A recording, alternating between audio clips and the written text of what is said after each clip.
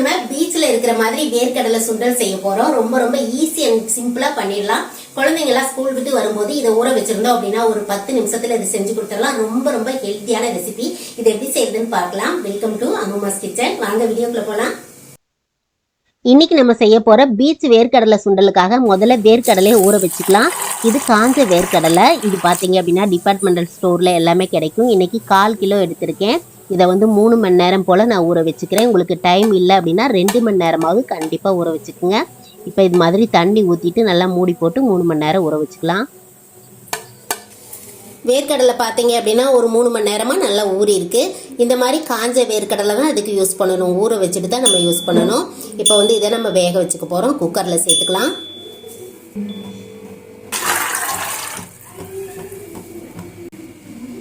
இப்போ 1 டீஸ்பூன் அளவுக்கு உப்பு சேர்த்துக்கலாம். தண்ணி பார்த்தீங்க அப்படின்னா இந்த மாதிரி முழுகிற அளவுக்கு இருந்தால் போதும். 3 விசில் வச்சுக்கலாம். மிதமான சூட்டில் பார்த்தீங்க அப்படின்னா 3 விசில் வந்தால் சரியாக இருக்கும். இப்போ வேர்க்கடலை பார்த்தீங்க அப்படின்னா 3 விசில் வச்சு நல்லா ஆறிடுச்சு. ஒரு அரை மணி நேரம் போலயே ஆறிடுச்சு. இப்போ எடுத்துக்கலாம். கடலை பார்த்தீங்க அப்படின்னா நல்லா வெந்திருக்கு பாருங்க. இப்போ இந்த தண்ணியை வடிச்சிட்டு நம்ம பாத்திரத்தில் சேர்த்துக்கலாம்.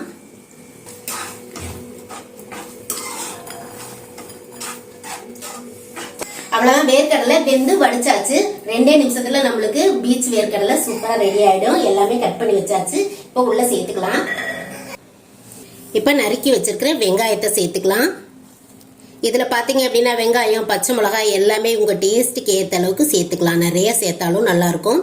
உங்களுக்கு எந்த அளவுக்கு சேர்த்தா பிடிக்குமோ அந்த அளவுக்கு சேர்த்துக்குங்க. அடுத்து பச்சை மிளகாய். நான் 2 பச்சை மிளகாய் எடுத்திருக்கேன். 1/4 கிலோ வேர்க்கடலை நம்ம இன்னைக்கு செஞ்சுருக்கோம். அதுக்கப்புறம் மீடியம் சைஸில் 1 தக்காளி விதையை நீக்கிட்டு நம்ம இது மாதிரி கட் பண்ணிக்கணும். விதையோட கட் பண்ணோம் அப்படின்னா நம்மளுக்கு பார்த்தீங்க அப்படின்னா தண்ணி விட்ட மாதிரி இருக்கும். அடுத்து சின்னதாக ஒரு கேரட்,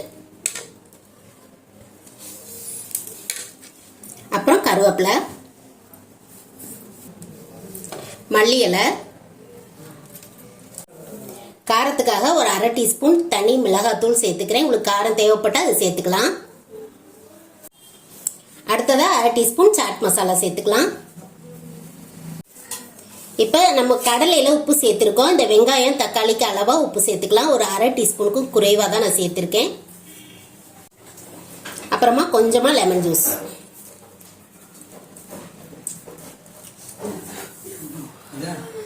லெமன் ஜூஸும் அது மாதிரி உங்களுக்கு தேவையான அளவுக்கு கொஞ்சமாக பிழிஞ்சு விட்டுக்குங்க.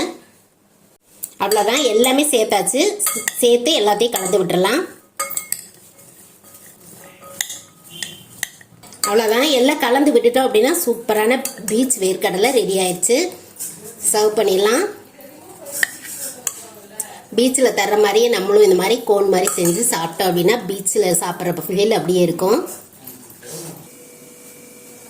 எப்படி இருக்குன்னு சாப்பிட்டு பார்க்கலாம்.